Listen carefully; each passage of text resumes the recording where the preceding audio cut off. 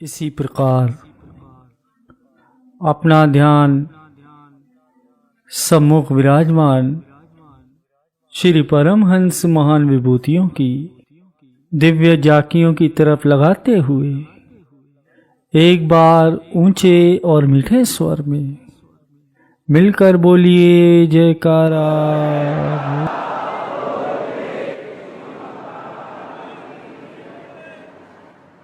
आज हमारे प्यारे सद्गुरु प्रेमियों के नैनों के नूर श्री परमहंस दाता दीन दयाल जी महाराज जी, श्री पंचम पातशाही गुरु महाराज जी का परम पावन शुभ अवतरण दिवस है। आज की इस मंगलमयी बेला की और शुभ पावन दर्शनों की मैं अपनी ओर से श्री सद्गुरु दाता दीन दयाल जी के श्री चरण कमलों में कोटिन कोट धन्यवाद के पुष्प अर्पित करता हूँ।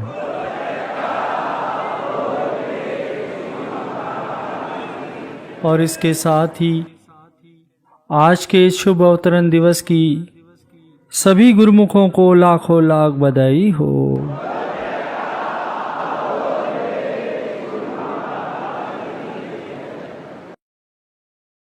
19 सितंबर रात्रि को आपकी माता श्री पूज्य ज्ञान देवी जी को श्री चतुर्भुज नारायण के श्री दर्शन हुए।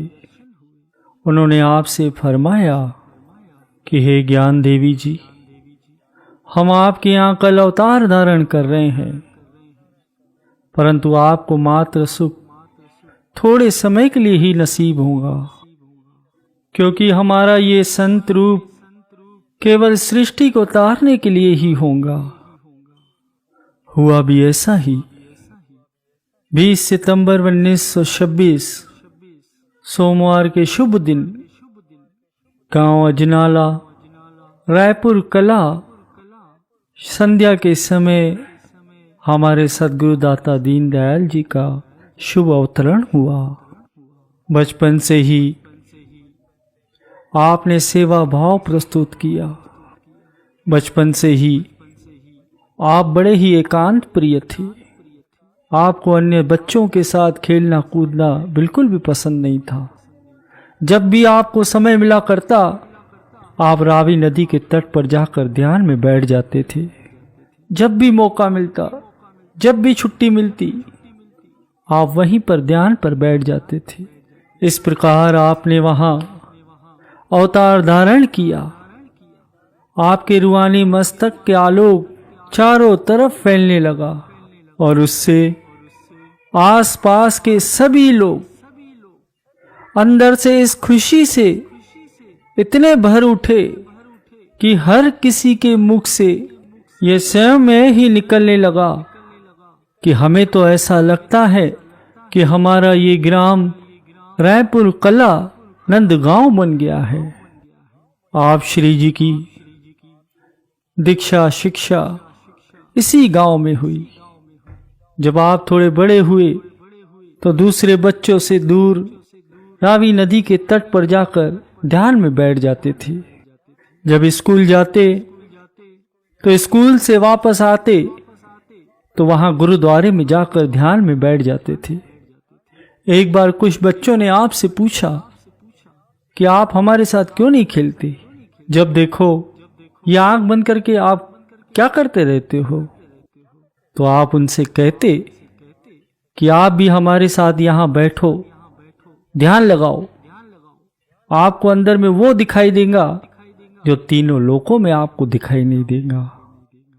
जब आपका मिलन दरबार के पूज्य संत महात्मा दयानंद जी से हुआ और उनके साथ श्री आनंदपुर प्रथम बार आए, और जब श्री 108 श्री सद्गुरु दाता दीन दयाल जी श्री तृतीय पातशाही गुरु महाराज जी के नूरानी दिव्य स्वरूप को जब आपने देखा तो आप देख के ही दंग रह गए। समीप आए तो श्री गुरु महाराज जी आपके नेत्रों में एक टक निहार रहे थे और आप भी अपने महाप्रभु के नेत्रों में एक टक निहार रहे थे। इस बात के साक्षी दरबार के परम आदरणीय महात्मा योगात्मानंद जी थे। उस समय उन्होंने जो ये आनंद अनुभव किया होगा वो तो अवर्णनीय है।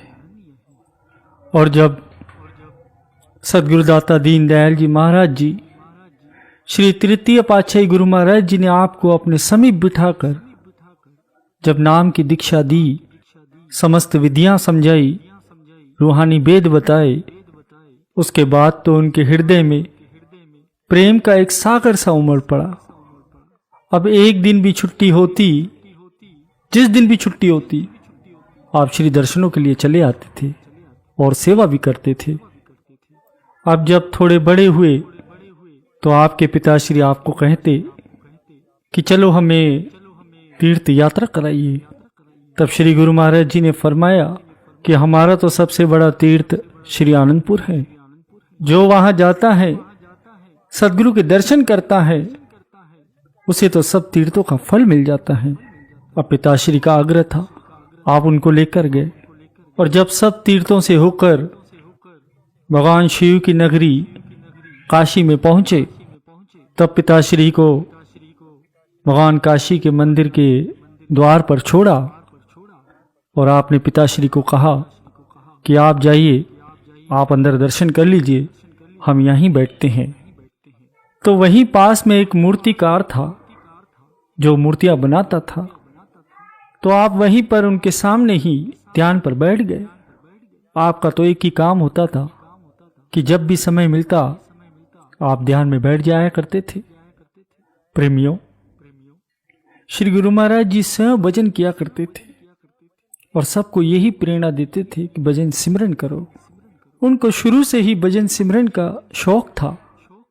यहां तक कि गदी नशीनी के बाद भी सारे काम छूट जाएंगे लेकिन भजन अभ्यास नहीं। कितना भी बड़ा त्योहार क्यों न हो, कितना भी जरूरी से जरूरी काम क्यों न हो, श्री गुरु महाराज जी अपने भजन अभ्यास का नियम नहीं छोड़ते। और जब त्योहार न हो तब हफ्ते में एक दिन मुकर्रर था कि पूरा दिन सुबह की आरती से लेकर शाम की आरती तक एक अपने अलग कमरे में बंद रहते थे, भजन अभ्यास किया करते थे। और जब श्री गुरु महाराज जी शिव की नगरी काशी में ध्यान में बैठे थे तो जो मूर्तिकार था, उस मूर्तिकार को एक मूर्ति बनाने में 2 से 3 महीने लगा करते थे। तो वो मूर्ति अभी 2 से 3 घंटे में बन जाया करती थी। तो आपके पिताश्री जब आते, आप ध्यान में बैठे रहते तो आपको उठाते थे कि चलो अब घर चलते हैं। तो आप उनके साथ घर चल पड़ते थे। तो फिर अगले दिन यही रूटीन था कि आपके पिताश्री अंदर जाते, दर्शन करते और आप यहाँ ध्यान में बैठते थे। तो इसी प्रकार एक दिन आपके पिताश्री जब दर्शन करके वापस आए, आपको ध्यान से उठाने लगे, तो वो मूर्तिकार आपके पिताश्री से कहता कि लाला जी, आपका जो ये पुत्र है ये कोई साधारण नहीं है। तब पिताश्री उस मूर्तिकार से कहते, क्यों मेरे पुत्र को बिगाड़ रहे हो? तब मूर्तिकार आपके पिताश्री से कहता, नहीं नहीं लाला जी, मैं कुछ नहीं करता हूं, मैं क्यों भला बिगाड़ूंगा इनको, मैं तो सिर्फ इनकी तरफ देखता हूं, मैं इनके ध्यान की तरफ देखता हूं। ये पता नहीं ध्यान में बैठे रहते हैं, मैं इनकी तरफ देखता हूं, मैं इनकी तरफ ध्यान करता हूं, तो ये जो मूर्ति है पता नहीं कैसे अपने आप बनती जाती है। तो ऐसे ही एक दिन पिताश्री के आग्रह पर काशी विश्वनाथ जी के, भगवान शिव जी के मंदिर गए। तो वहां पूजा चल रही थी, तो वहां पर भी आप ध्यान में बैठ गए। तो वहां पर जो श्रद्धालु लोग थे वो जल चढ़ा रहे थे भगवान शिव की तरफ। तो जल चढ़ा रहे थे श्री गुरु महाराज जी के ऊपर। तो ये सब देखकर पिताश्री उनके ऊपर नाराज हुए कि ये क्या कर रहे हो आप, मेरे पुत्र के ऊपर जल क्यों चढ़ा रहे हो, उधर भगवान शिव जी के ऊपर चढ़ाओ। फिर भी लोग श्री गुरु महाराज जी के ऊपर जल चढ़ाए जा रहे। उधर देखें तो पुजारी भी श्री गुरु महाराज जी को नमस्कार करने लगे। तो पिताश्री उन पुजारियों के ऊपर भी नाराज हो गए। फिर पिताश्री श्री गुरु महाराज जी को भी डांटने लगे कि तू क्यों नहीं मना करता इनको, तेरे ऊपर ये जल चढ़ा रहे हैं। तो तब श्री गुरु महाराज जी पिताश्री से कहने लगे कि आप देखो तो सही कि पानी मेरे ऊपर कहाँ गिर रहा है, पानी तो उधर भगवान शिव के ऊपर गिर रहा है।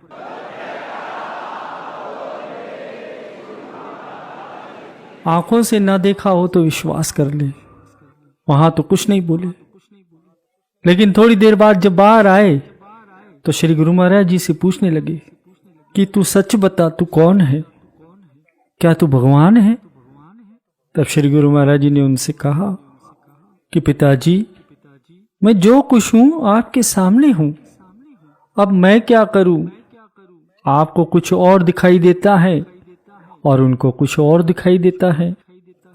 तो पिताश्री श्री गुरु महाराज जी से कहते हैं कि मुझे बस और कुछ नहीं सुनना, मुझसे ये सब नहीं देखा जा रहा, चलो वापस चलो, घर चलते हैं।